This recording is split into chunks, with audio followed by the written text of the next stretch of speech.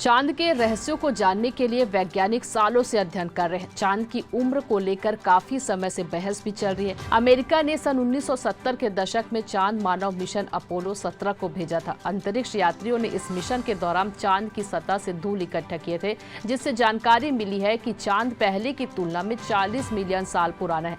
हालांकि अब एक नए विश्लेषण से चांद की उम्र को लेकर एक नई जानकारी सामने आई है। अब इससे पता चला है कि पहले के दावे से चांद की उम्र उससे कहीं अधिक है। अब जानते हैं कि चांद कितना साल पुराना है।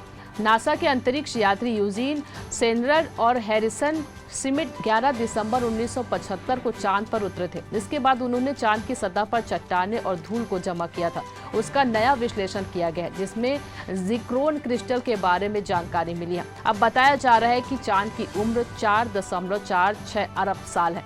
बीते अनुमान के मुताबिक विशाल आकाशीय टक्कर से बने चंद्रमा की उम्र 4.425 अरब लगाई गई थी।